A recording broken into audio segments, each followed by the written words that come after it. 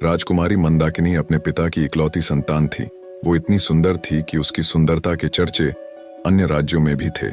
उसमें सौंदर्य के साथ साथ सदाचार, प्रतिभा आदि और भी सद्गुण थे, परंतु सब सद्गुणों तथा पिता के स्नेह ने उसे अभिमानी बना दिया। उसका अहंकार इतना बढ़ गया था कि वो किसी दूसरे को अपने सामने कुछ समझती ही नहीं थी। अनेक राजकुमारों ने उससे विवाह करना चाहा, किंतु किसी को वह अपने योग्य माने तब तो। राजकुमारी की अवस्था दिनों दिन बढ़ती जा रही थी। महाराज को लोक निंदा का भय था। लोग कानाफूसी करने भी लगे थे, किंतु राजकुमारी अपने अहंकार में चूर थी। वह किसी भी राजकुमार को देखने तक को भी प्रस्तुत नहीं होती थी। अंत में महाराज ने पड़ोस के युवक राजा रंगमोहन के साथ एक योजना बनाई और घोषणा कर दी कि राजकुमारी के आगामी जन्मदिन पर प्रातः काल जो पुरुष नगर द्वार में पहले प्रवेश करेगा, उसके साथ राजकुमारी का विवाह कर दिया जाएगा, फिर वह कोई भी हो। राजकुमारी का जन्मदिन का दिन आ गया। प्रातः काल नगर द्वार में सबसे पहले आने वाले पुरुष को राजसेवक पकड़ लाए। वह था फटे चिथड़े लपेटे एक भिक्षुक, परंतु वह जवान था, सुंदर था और पूरा अलमस्त था। उसके मुख पर एक अलग ही तेज नजर आ रहा था। महाराज ने राजपुरोहित को बुलवाया और बिना किसी धूमधाम के भिक्षुक के साथ राजकन्या का विवाह कर दिया। राजकुमारी चिल्लाई और रोते रोते उसने अपने सुंदर नेत्र लाल बना लिए, किंतु आज उसके पिता निष्ठुर बन गए थे। उन्होंने पुत्री के रोने चिल्लाने पर ध्यान ही नहीं दिया।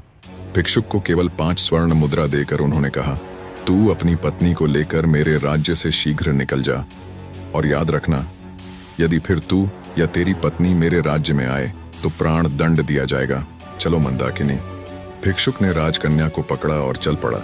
रोती बिलखती राजकुमारी उसके साथ जाने को विवश थी, परंतु भिखारी ज्यों का त्यों प्रसन्न था। वह पत्नी के रोने पर ध्यान दिए बिना गीत गाता चल रहा था।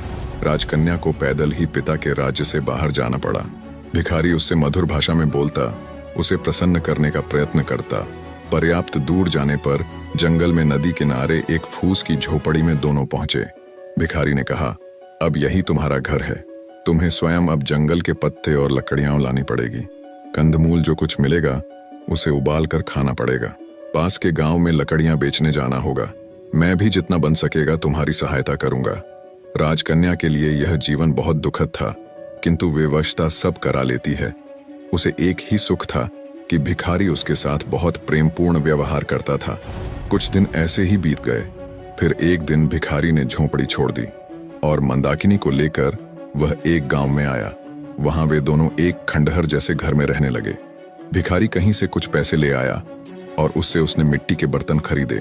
पत्नी से कहा, इन बर्तनों को बाजार में ले जाकर बेच आओ। किसी समय जो राजकन्या थी, उसके लिए सिर पर बर्तन उठाकर बाजार में जाना बड़ा कठिन काम था, किंतु मरती क्या करती, उसे जाना पड़ा। भिखारी ने उसे स्पष्ट कह दिया कि यदि उसकी आज्ञा का पालन न करना हो तो वह मंदाकिनी को छोड़कर चला जाएगा।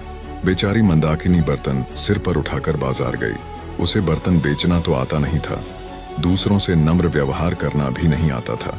बाजार में बर्तन रखकर वह उनके पास खड़ी रही, क्योंकि जमीन पर बैठना उसे बहुत बुरा लग रहा था। उसे कुछ ही देर वहां खड़े हुए हुई थी कि एक घुड़सवार युवक बाजार में आया। उसने मंदाकिनी से बर्तनों के दाम पूछे। मंदाकिनी ने रूखे स्वर में दाम बताए तो घुड़सवार लौट पड़ा।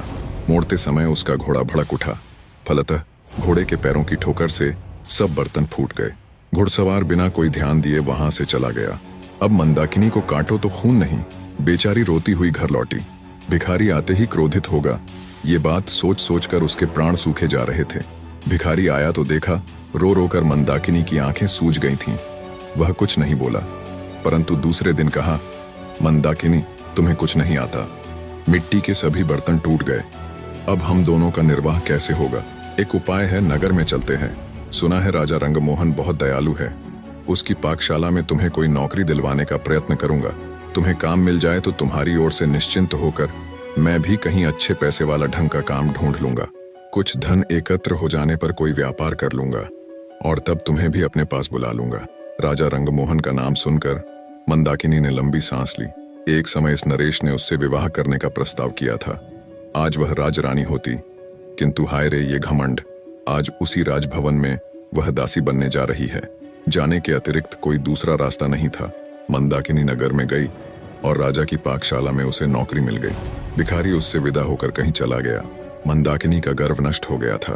उसका स्वभाव बदल गया था।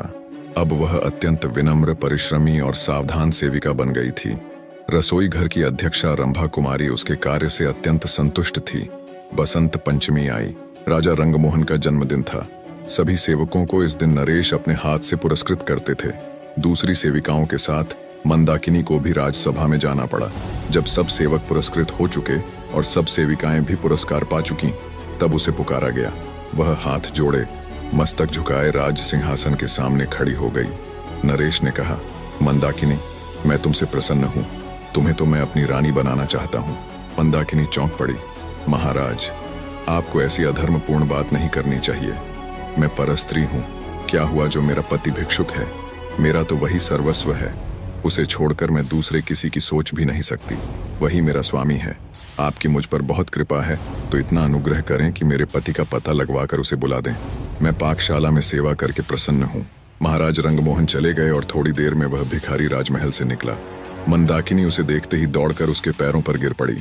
भिखारी मुस्कुराया और बोला, मंदाकिनी, मुझे ध्यान से देखो तो तुम्हें मुझ में और रंगमोहन में कुछ सादृश्य नहीं मिलता। भेद खुल चुका था। भिखारी के वेश में उसको ग्रहण करने वाले स्वयं राजा रंगमोहन ही थे और वह थी उनकी महारानी।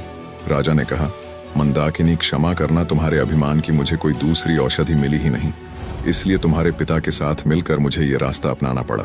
निष्कर्ष, जीवन में अभिमान और घमंड का कोई स्थान नहीं है। कठिन परिस्थितियां हमारे अहंकार को मिटाने और हमें विनम्र बनाने के लिए आती हैं। जीवन की सच्ची समझ कठिनाइयों से ही मिलती है और सच्चे प्रेम और समर्पण के बिना जीवन में वास्तविक खुशी और संतोष संभव नहीं है। इसके साथ ही कहानी यह भी बताती है कि परिस्थितियां चाहे जितनी भी कठिन क्यों ना हो, सच्चा प्रेम, सहनशीलता और विवेक ही जीवन को सही दिशा में आगे बढ़ाते हैं।